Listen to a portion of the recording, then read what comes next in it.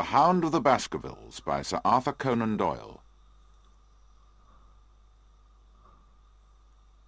Chapter 1. The Case Begins. The September sun was shining brightly into the windows of 221B Baker Street, and London was enjoying a beautiful late summer.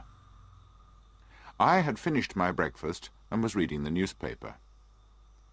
As usual, Holmes had got up late and was still eating. We were expecting a visitor at 10:30, and I wondered whether Holmes would finish his breakfast before our visitor arrived. Holmes was in no hurry. He was reading once again a letter he had received 3 days ago. It was from Dr. James Mortimer, who asked for an appointment with Holmes.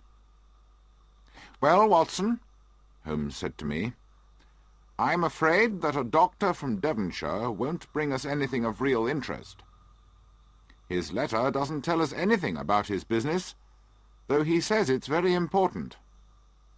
I hope we can help him." At exactly 10:30 there was a knock on our front door. "Good," said Holmes. "Dr. Mortimer is clearly a man who will not waste our time." We stood up as our visitor was brought into the room. "Good morning, gentlemen," he said. "I'm Dr. James Mortimer, from Grimpen in Devonshire, and I think you must be Mr. Sherlock Holmes?" He shook hands with Holmes, who said, "How do you do, Dr. Mortimer? May I introduce my good friend Dr. John Watson, who helps me with my cases? I hope you will allow him to listen to our conversation." "Of course," said Mortimer, as he turned to me and shook hands. "I need your help very badly, Mr. Holmes. If it will be useful for Dr. Watson to hear what I have to say, please let him stay and listen." Mortimer did not look like a country doctor. He was very tall and thin. He had a long, thin nose. His grey eyes were bright, and he wore gold glasses. His coat and trousers were old and worn. His face was young, but his shoulders were bent like an old man's, and his head was pushed forward. He took some papers from his pocket and said, "Mr. Holmes, I need your help and advice. Something very strange and frightening has been happening." "Sit down, Dr. Mortimer," said Holmes, "and tell us your problem. I'll help you if I can." Chapter 2. The Baskerville Papers. "These papers were given to me by Sir Charles Baskerville," said Dr. Mortimer. "He asked me to take good care of them. You may remember that Sir Charles died suddenly 3 months ago.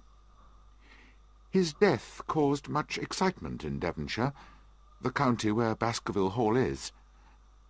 Sir Charles was a sensible man, but he believed the story which is told in these papers." Dr. Mortimer went on. "The story is about the Baskerville family. I have come to see you because I need your help. I think that something terrible is going to happen in the next 24 hours. But you can't help me unless you know the story in these papers.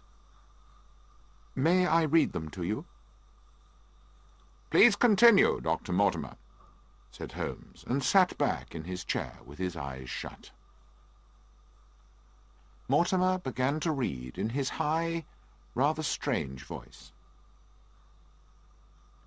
"I, William Baskerville, write this for my sons in the year 1742.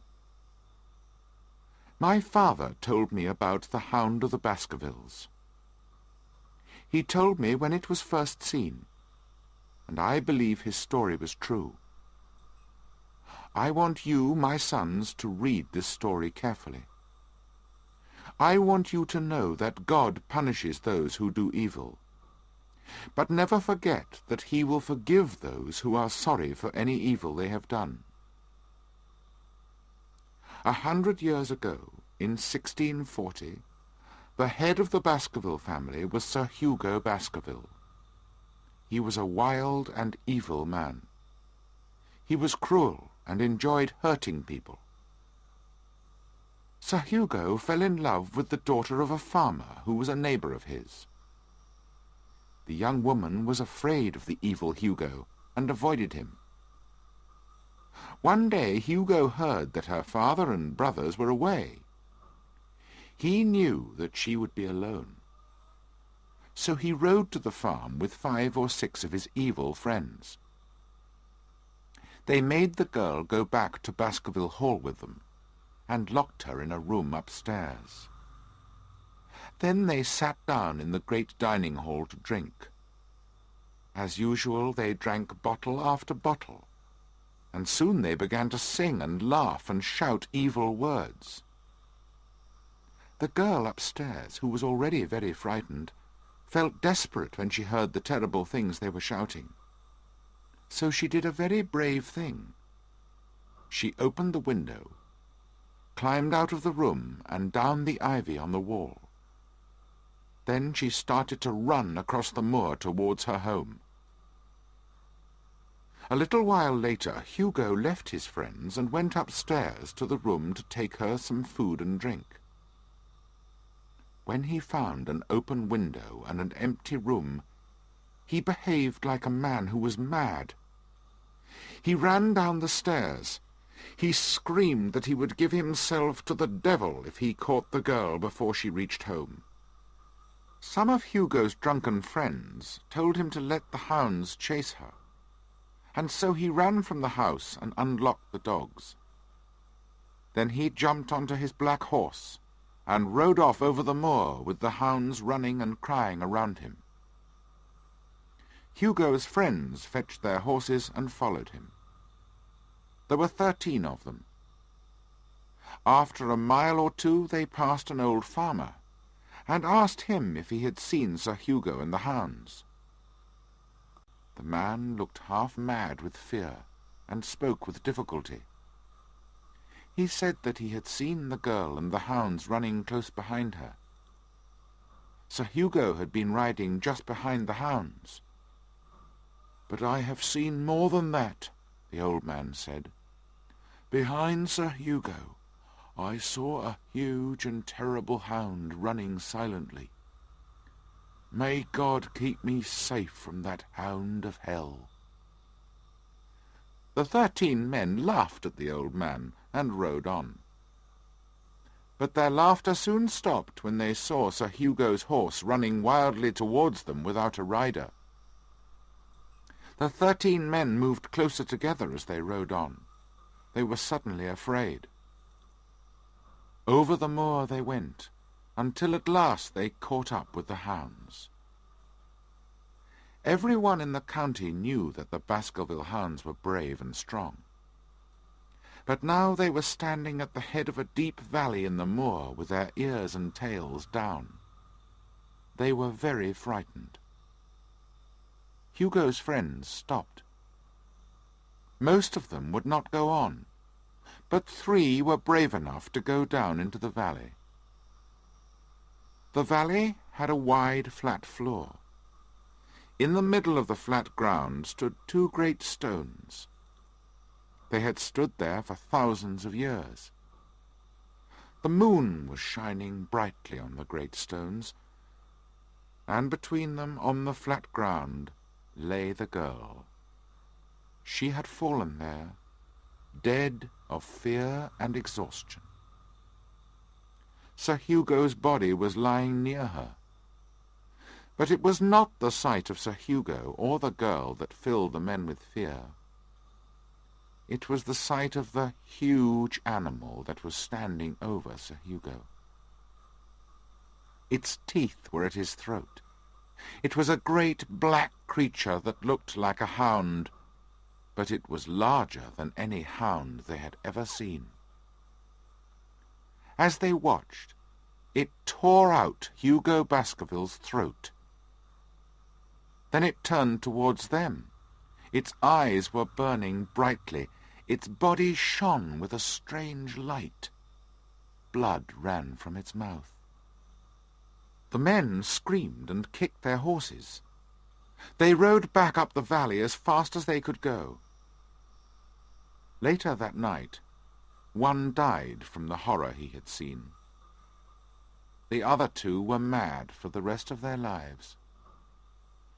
That was the first time the hound appeared, my sons. It has been seen many times since then, and many of the Baskervilles have died in strange and terrible ways. Because of this, I warn you not to cross the moors at night. The devil finds it easy to do his work when the world is dark.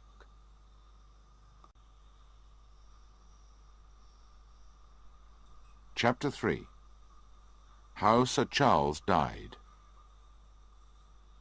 When Dr. Mortimer had finished reading this strange story, he looked across at Sherlock Holmes. Holmes looked bored. "Did you find the story interesting?" asked Dr. Mortimer. "It may interest a collector of stories to frighten children," said Holmes. Dr. Mortimer took a newspaper from another pocket. "Now, Mr. Holmes, let me read you something which was written only 3 months ago. It is from the Devonshire County newspaper, and it is about the death of Sir Charles Baskerville." Holmes looked more interested. Dr. Mortimer began to read. "The sudden death of Sir Charles Baskerville has caused great sadness in the county. Although he had lived at Baskerville Hall for only 2 years, everyone liked him. Sir Charles had lived abroad and made his money there. He came back to spend his fortune on repairing Baskerville Hall and its farms and villages, as the buildings and lands were in very poor condition. He was a friendly and generous man who gave freely to the poor. The official report of his death does not explain everything that happened. However, it does show that there was no question of murder.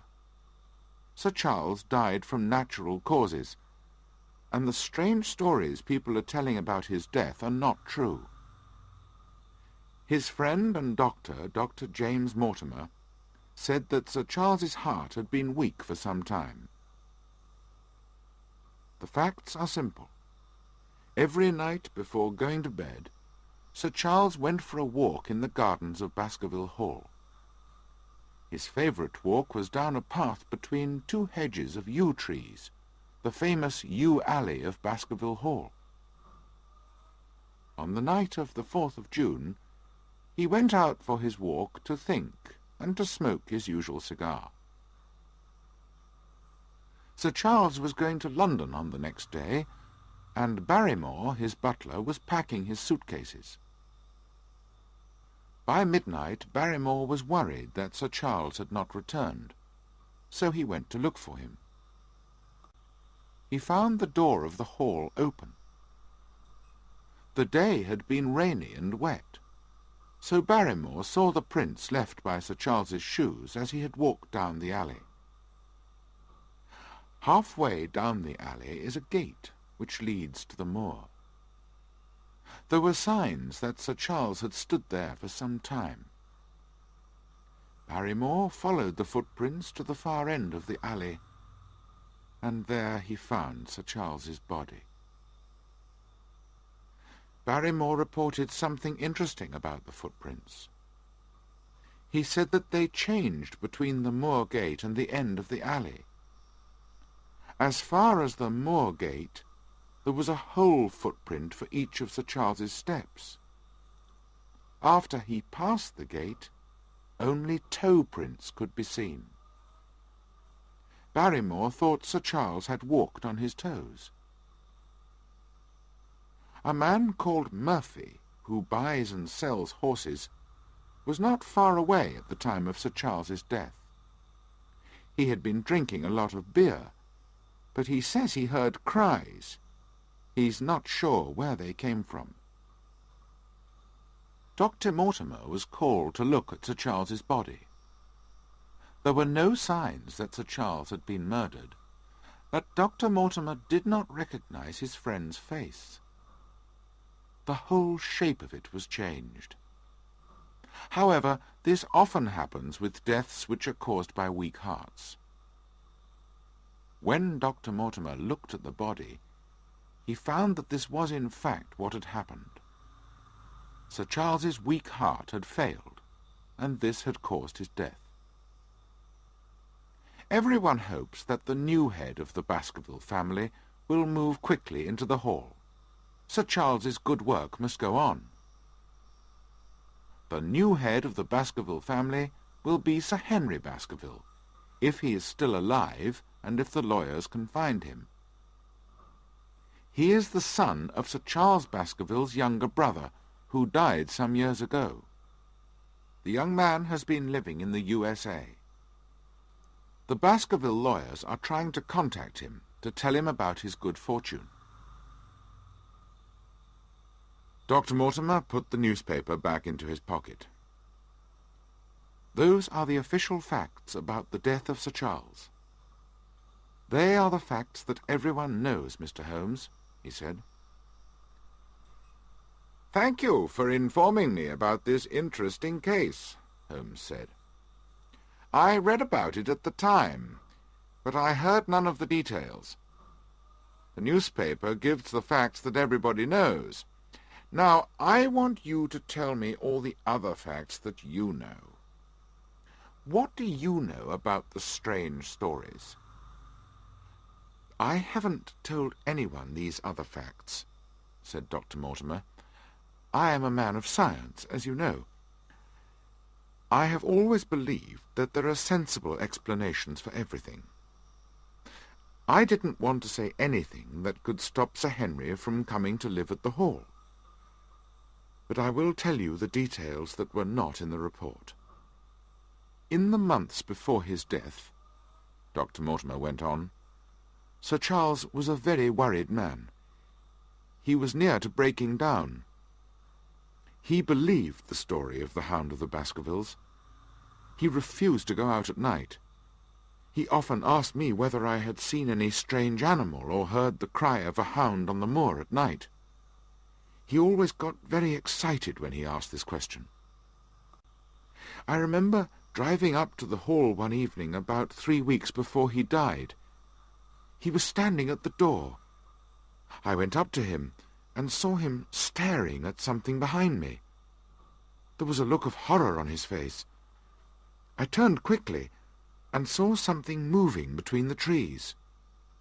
It looked like a small black cow. He was so frightened that I went to look for the animal. It had disappeared, but Sir Charles was very worried. I stayed with him all the evening. It was then he gave me the old papers I have read to you. What I saw that evening may be important when you consider what happened on the night of his death. When Barrymore, the butler, found Sir Charles's body, he sent someone to fetch me. I checked all the facts. I have just read them to you, and they are all true. But Barrymore said one thing that was not true. He said that there were no other prints on the ground around the body. He did not notice any, but I did. They were not close to the body, but they were fresh and clear. "Footprints?" asked Holmes. "Yes, footprints," said Mortimer. "A man's or a woman's?" asked Holmes. Dr. Mortimer looked at us strangely for a moment. His voice became a whisper as he answered. "Mr. Holmes, they were the footprints of a huge hound."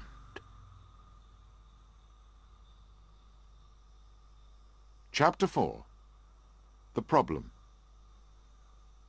I felt a moment of fear as Mortimer spoke these words. Holmes sat forward in his excitement, and his eyes showed he was very interested indeed. "Why did nobody else see these footprints?" he asked. "The footprints were about 20 meters from the body, and nobody thought of looking so far away," Mortimer replied.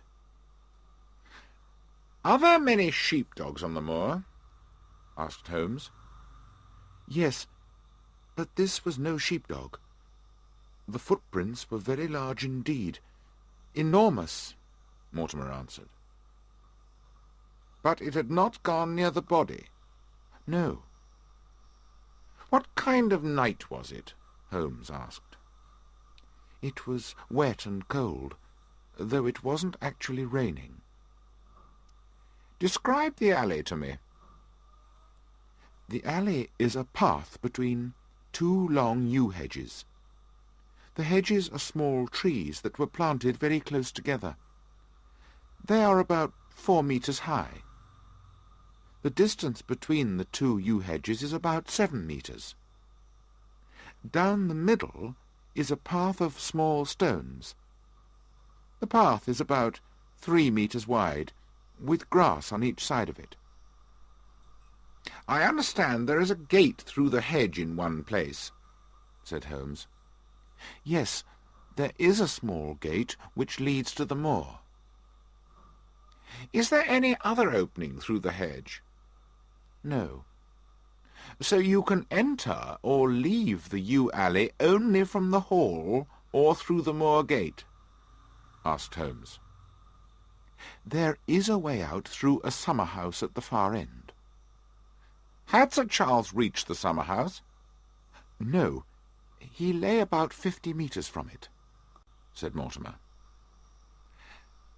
"Now, Dr. Mortimer, this is important. You say that the footprints you saw were on the path and not on the grass." "No footprints could show on the grass," said Mortimer. "Were they on the same side of the path as the moor gate?" "Yes, they were." "I find that very interesting indeed. Another question. Was the moor gate closed?" "Yes, it was closed and locked." "How high is it?" asked Holmes. "It's just over 1 meter high." "Then anyone could climb over it?" "Yes." "What prints did you see by the moor gate?" "Sir Charles seems to have stood there for 5 or 10 minutes, said Mortimer. "I know that because his cigar had burned down, and the ash had dropped twice off the end of it." "Excellent," said Holmes. "This man is a very good detective, Watson." "Sir Charles had left his footprints all over that little bit of the path where he was standing. I couldn't see any other prints." Sherlock Holmes hit his knee with his hand angrily. "I like to look closely at these things myself," he said. "Oh, Dr. Mortimer, why didn't you call me immediately?" "Mr. Holmes, the best detective in the world can't help with some things," said Mortimer. "You mean things that are outside the laws of nature, supernatural things?" asked Holmes. "I didn't say so exactly," replied Mortimer. "But since Sir Charles died, I have heard about a number of things that seem to be supernatural. Several people have seen an animal on the moor that looks like an enormous hound. They all agree that it was a huge creature which shone with a strange light like a ghost. I have questioned these people carefully. They are all sensible people. They all tell the same story. Although they have only seen the creature far away, it is exactly like the hellhound of the Baskerville story.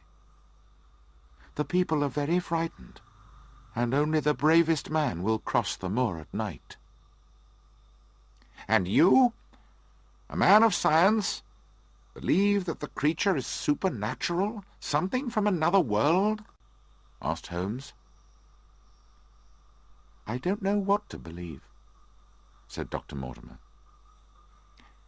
But you must agree that the footprints were made by a living creature, not a ghost. When the hound first appeared 250 years ago, it was real enough to tear out Sir Hugo's throat. But it was a supernatural hellhound, said Dr. Mortimer.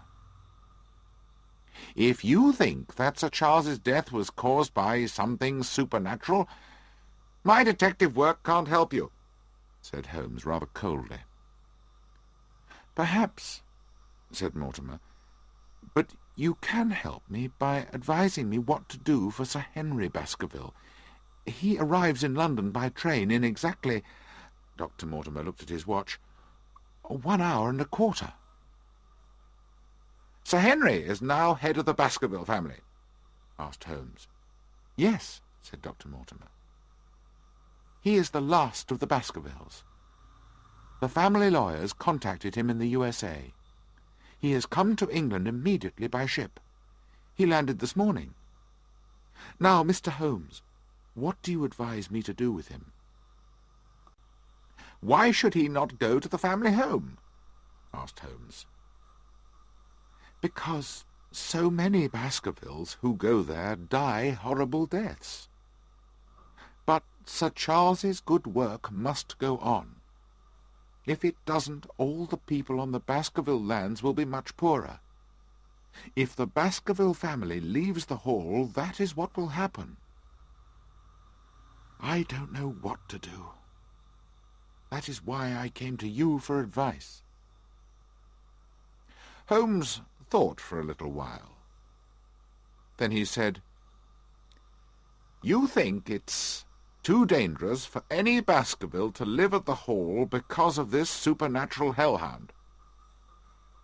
Well, I think you should go and meet Sir Henry Baskerville. Say nothing to him about this. I shall give you my advice in 24 hours. At 10 o'clock tomorrow morning, Dr. Mortimer, I would like you to bring Sir Henry Baskerville here. Dr. Mortimer got up from his chair. As he was leaving the room, Holmes said, One more question, Dr. Mortimer. You said that before Sir Charles's death, several people saw this strange creature on the moor. 3 people did, said Mortimer. Did anyone see it after the death? I haven't heard of anyone. Thank you, Dr. Mortimer. Good morning. After Mortimer had left us, Holmes sat down in his chair. He looked pleased. He always looked pleased when a case interested him. I knew that he needed to be alone to think about all that he had heard. I went out for the day, and came back to find the room full of thick smoke from Holmes's pipe. "What do you think of this case?" I asked him. "It's hard to say. Take, for example, the change in the footprints. Did Sir Charles walk on his toes down the alley? Only a stupid person is likely to believe that. The truth is he was running for his life. He ran until his heart stopped and he fell dead." "What was he running from?" I asked. "That is the difficult question," said Holmes. "I think he was mad with fear before he began to run. He didn't know what he was doing. That explains why he ran away from the house instead of towards it.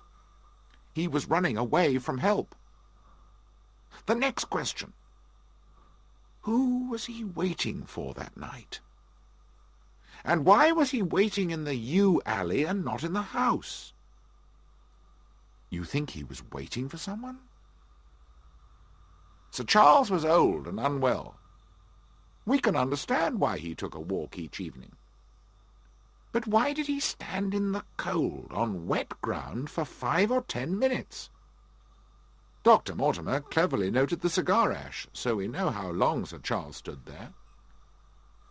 We know that he kept away from the moor, so it's unlikely that he waited at the moor gate every evening. I am beginning to understand some things, Watson.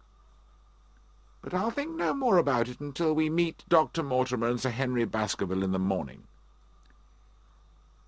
Please give me my violin." And Holmes began to play his violin. He had done all the thinking he could. Now he needed more details of the case to help him.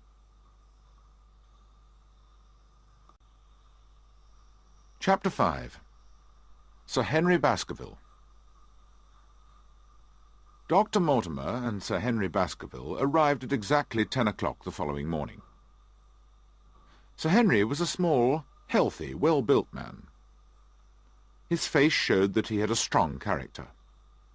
He wore a country suit of thick, red-brown material, and his skin showed that he spent most of his time in the open air. "I'm glad this meeting was already arranged," Sir Henry said after we had shaken hands with our visitors. "I need your help, Mr. Holmes. A strange thing happened to me this morning. Look at this letter." He put a piece of paper on the table. On it were the words, "Do not go on to the moor. If you do, your life will be in danger." The words had been cut out of a newspaper. "Can you tell me, Mr. Holmes, what this means, and who is so interested in me?" Sir Henry asked. "This is very interesting," said Holmes. "Look how badly it has been done. I think the writer was in a hurry. Why? Perhaps because he did not want somebody to see him. I think the address was written in a hotel. The pen and the ink have both given the writer trouble. The pen has run dry 3 times in writing a short address. There was probably very little ink in the bottle. A private pen and bottle of ink are never allowed to get into that condition. Hello, what's this?" He was holding the letter only a few centimetres from his eyes. "Well?" I asked. "Nothing," he said, and threw the letter down. "Now, Sir Henry, have you anything else to tell us?" "No," said Sir Henry, "except that I have lost one of my shoes. I put a pair outside my door last night. I wanted the hotel to clean them, but when I went to get them this morning, one had gone.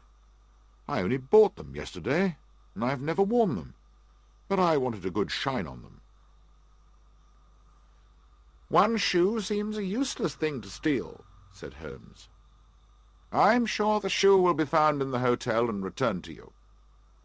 But now we must tell you some things about the Baskerville family."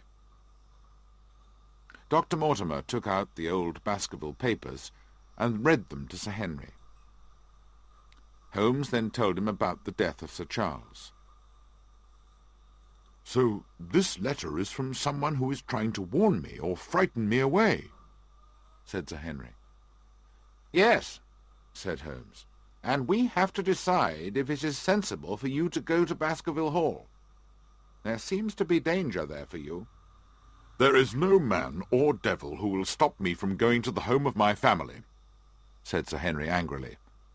"I want some time to think about what you have told me.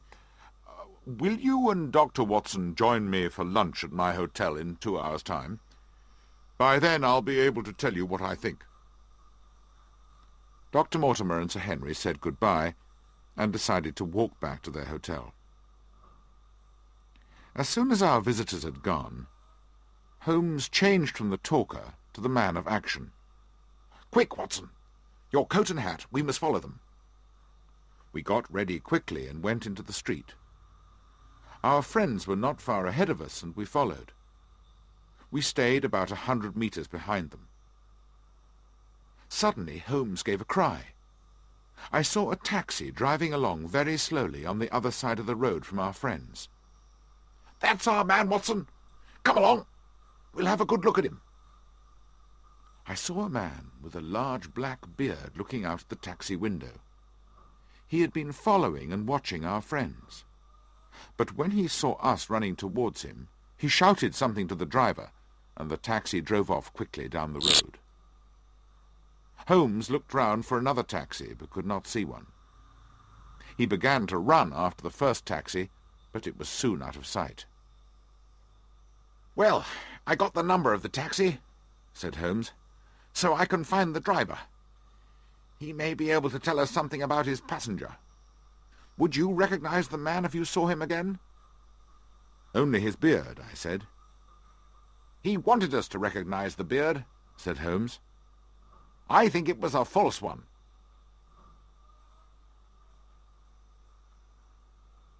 Chapter 6. More Mystery. Later we went on to Sir Henry's hotel. He was pleased to see us, but rather angry because another of his shoes had disappeared. This time it was one shoe of an old pair. I could see that Holmes found this both interesting and strange. He thought about it for a few moments, but said nothing, except that he did not understand why a second shoe had been stolen. At lunch, Sir Henry told Holmes that he had decided to go to Baskerville Hall. "I think you have decided to do the right thing," said Holmes. "I know somebody is following you. If someone tries to harm you in London, it will be hard to stop him or catch him afterwards. In the country we have a better chance." Holmes went on to tell them about what we had seen that morning.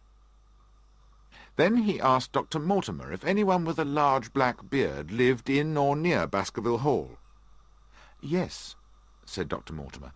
"Barrymore, Sir Charles's butler, has a black beard." "We must check whether Barrymore is in London or at Baskerville Hall," said Holmes. "I shall send a telegram to Barrymore at the Hall, which will say, 'Is everything ready for Sir Henry?' Then I'll send another telegram to the local post office. This one will say, 'Please put telegram to Mr. Barrymore into his own hand. If he is away, please return telegram to Sir Henry Baskerville.'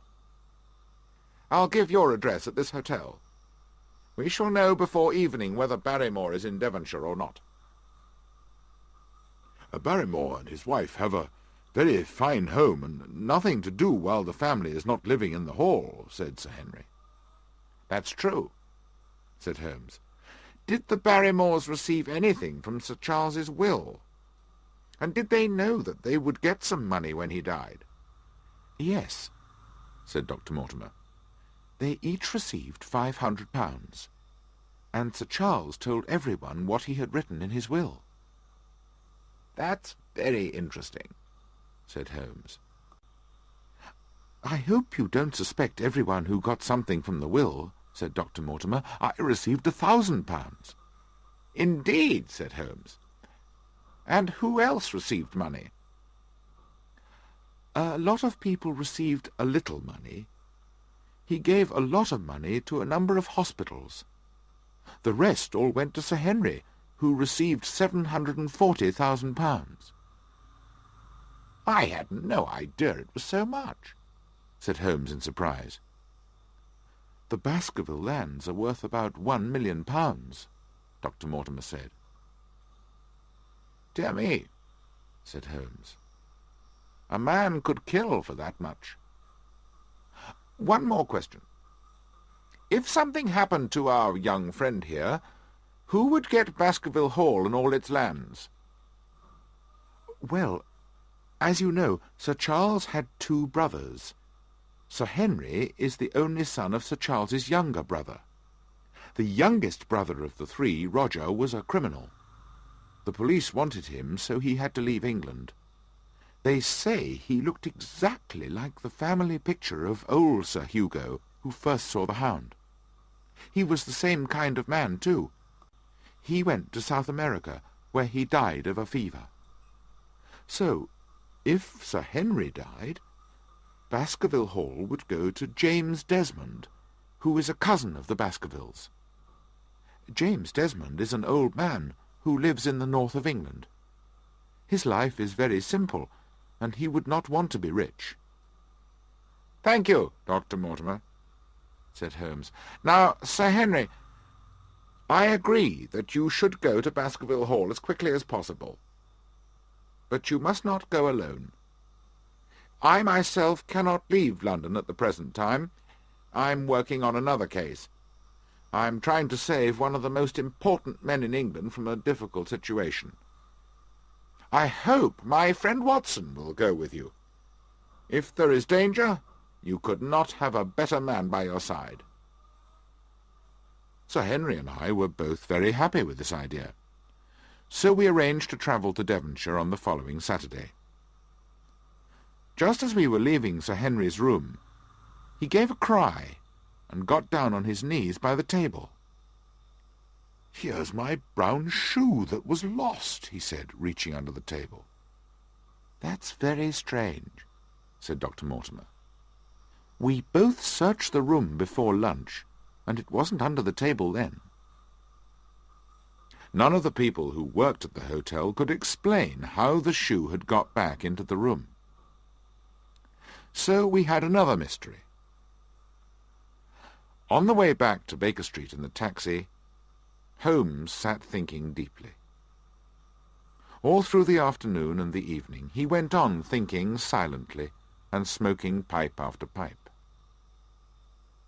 Just before dinner a telegram arrived. It was from Sir Henry and said, "Have just heard that Barrymore is at the Hall." "So we don't have the answer to the mystery of the man with the beard," said Holmes. "But perhaps we shall soon have an answer to another question." At that moment the doorbell rang. It was the driver of the bearded man's taxi.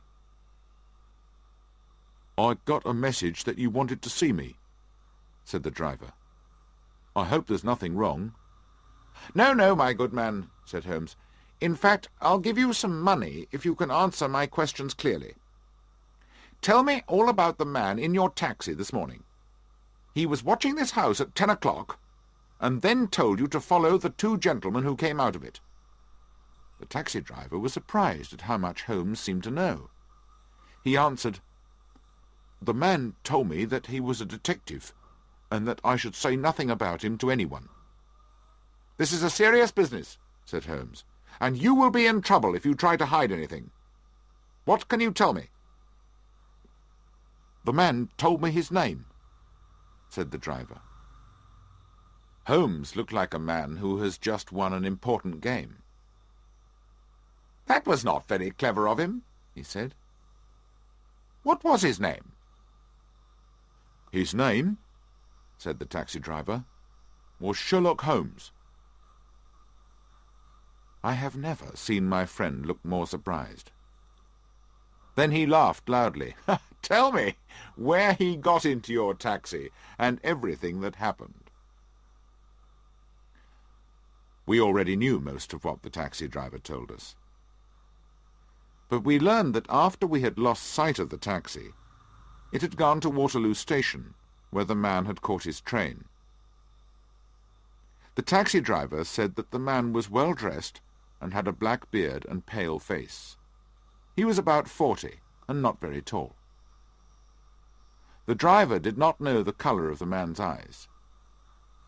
Holmes gave the man £1 and sent him away. Then he said, "We have a very clever enemy, Watson. He is winning the game at the moment. We have no answers at all to the strange things that have happened in London. I hope you are more successful at Baskerville Hall, but I am not happy about sending you there. There is too much danger in this case."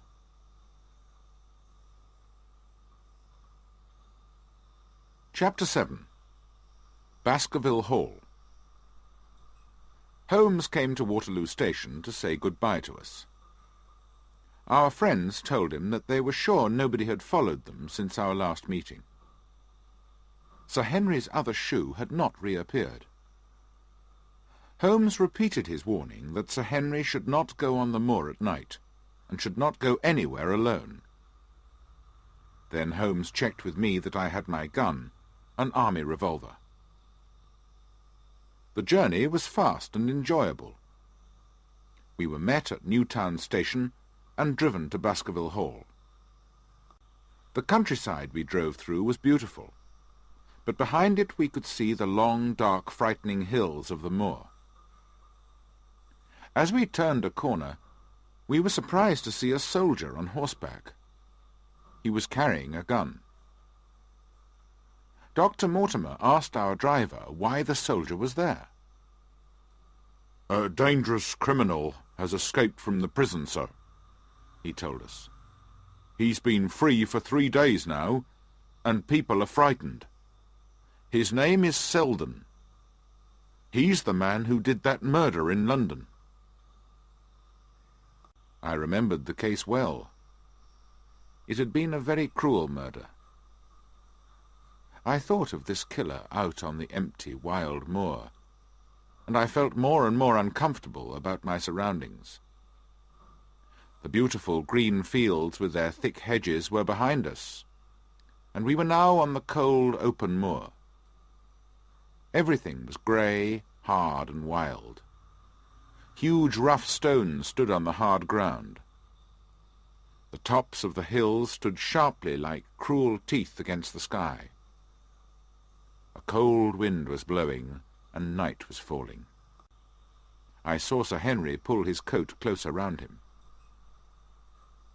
At last we reached the gates of Baskerville Hall. From the gates a long, dark road led up to the house, with the black shapes of old trees on each side of it. At the end of this road we could see the great house standing with a pale light round it like a ghost. "I can understand why my uncle felt that trouble was coming to him here,"